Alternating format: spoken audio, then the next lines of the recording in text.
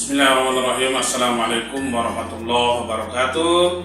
Bagaimana kabarnya anak-anakku semuanya? Semoga anak-anakku semuanya dalam keadaan sehat walafiat, dan semoga apa yang kita lakukan pada hari ini dicatat sebagai nilai ibadah oleh Allah Subhanahu wa taala. Amin ya rabbal alamin.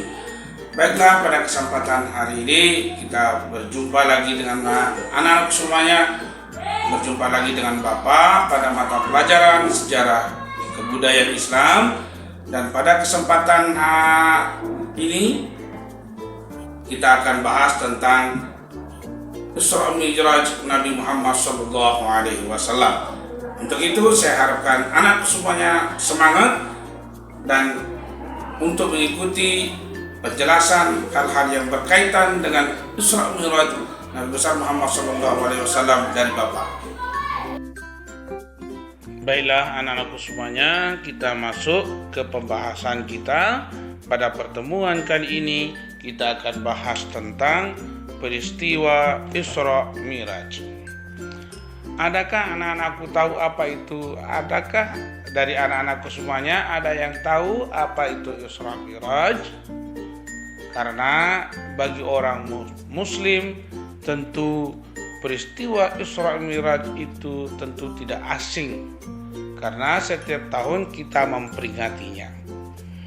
Jadi Isra Mi'raj adalah perjalanan pada malam hari yang dilakukan oleh Rasulullah Sallallahu Alaihi Wasallam dari Masjidil Haram ke Masjidil Aqsa yang ada di Palestina sampai ke Sidratul Muntaha. Peristiwa Isra Mi'raj itu terjadi pada 27 Rajab tahun 621 Masehi atau tahun ke-10 setelah Nabi Muhammad SAW diangkat sebagai nabi. Adapun latar belakang terjadinya peristiwa Isra Mi'raj adalah karena wafatnya paman Nabi Muhammad SAW, yakni Abu Thalib, dan istri tercinta Nabi Muhammad SAW, yakni Siti Khadijah, dalam tahun yang sama. Dan hal inilah yang membuat Nabi Muhammad SAW merasa sangat sedih karena kehilangan kedua orang yang selalu menyokong, membela dan memberi semangat kepada dakwah Rasulullah SAW di Mekah.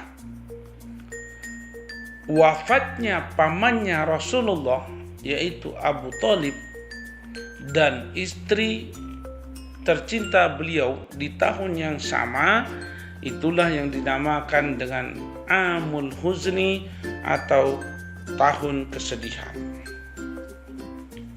Wafatnya Abu Thalib, paman beliau, dan istri beliau, yakni Siti Khadijah, itu berdampak kepada orang-orang kafir Quraisy semakin gencar untuk mengancam dan menindas Nabi Muhammad SAW.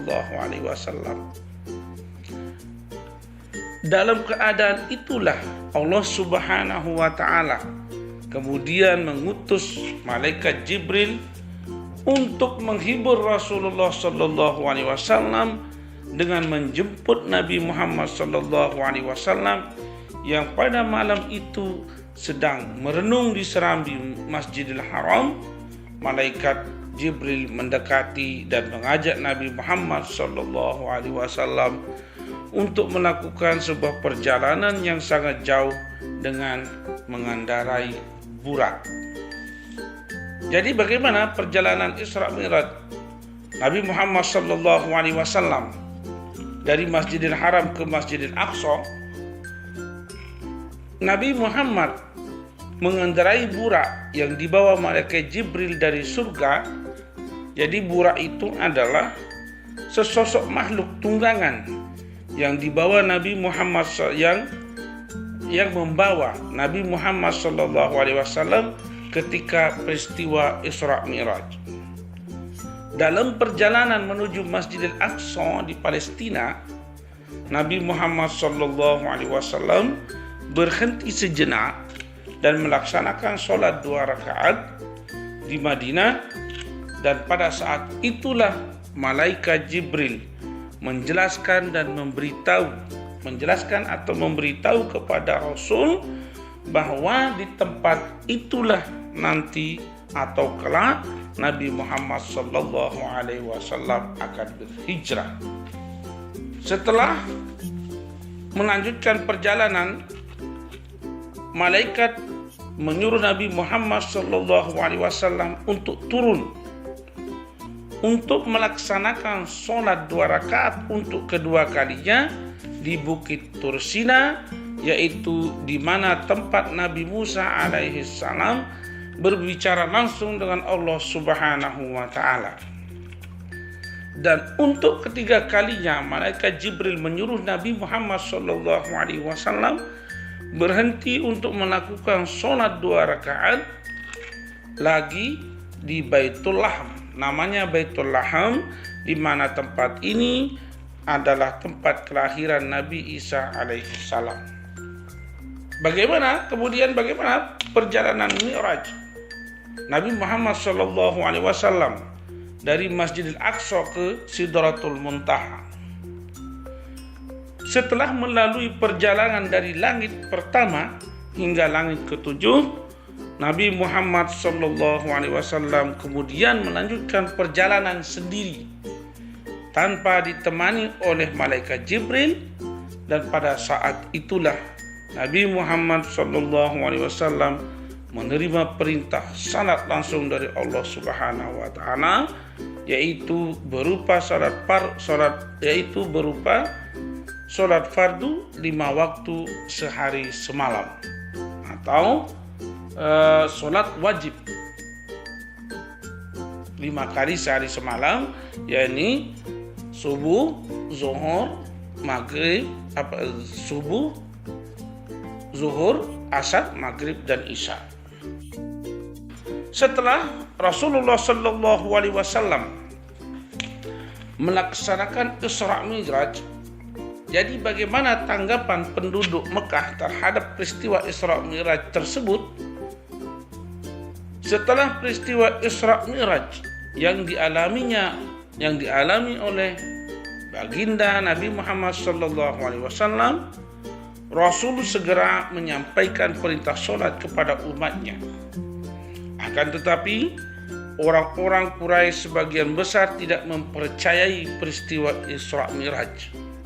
Mereka menganggap bahwa Nabi Muhammad SAW telah berbohong. Bahkan mereka menganggap bahwa Rasul itu adalah orang gila, karena peristiwa Isra Mi'raj itu adalah tidak masuk akal. Akan tetapi ada sahabat Rasulullah SAW yang sangat setia menemani Rasulullah SAW, yang sangat mempercayai Rasulullah SAW, yaitu Abu Bakar As-Siddiq, membenarkan dan mempercayai peristiwa Isra Mi'raj yang dialami oleh Nabi Muhammad SAW. Setelah terjadi peristiwa Isra Mi'raj tersebut, kemudian apa yang kita bisa ambil dari hikmah dari peristiwa itu? Adapun hikmah yang dapat kita ambil dari peristiwa Isra Mi'raj tersebut adalah, yang pertama, pentingnya ibadah sholat. Sholat itu adalah kewajiban bagi setiap muslim 5 kali sehari semalam, sebagaimana yang diperintahkan oleh Allah Subhanahu wa Ta'ala kepada Nabi Muhammad ketika peristiwa Isra Mi'raj. Yang kedua, hikmah yang dapat kita ambil dari peristiwa Isra Mi'raj yaitu bukti kekuasaan Allah Subhanahu wa Ta'ala. Allah Subhanahu wa Ta'ala telah membuktikan kekuasaannya, yakni dengan peristiwa Isra Mi'raj yakni menjalankan Nabi Muhammad SAW dari Masjidil Haram ke Masjidil Aqsa yang ada di Palestina, kemudian naik ke atas sampai Sidratul Muntaha dalam waktu 1 malam. Kemudian hikmah yang ketiga adalah dalam berdakwah perlu pendukung, tidak bisa sendiri.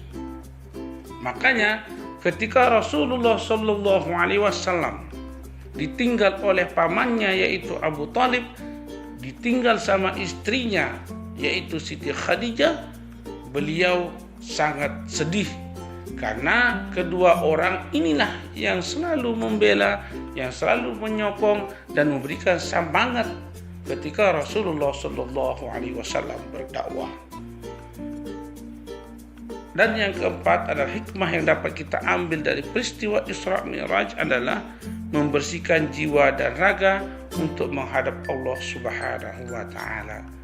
Jadi sebelum menghadap Allah Subhanahu wa taala, Nabi Muhammad SAW dimandikan oleh malaikat Jibril dengan air Zam-Zam seluruh badannya, karena ketika menghadap Allah, badan, jiwa, dan raga harus bersih.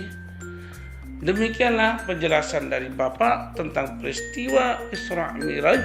Mudah-mudahan anak-anakku semuanya memahami dari semua penjelasan dari Bapak. Bapak akhiri, Assalamualaikum warahmatullahi wabarakatuh.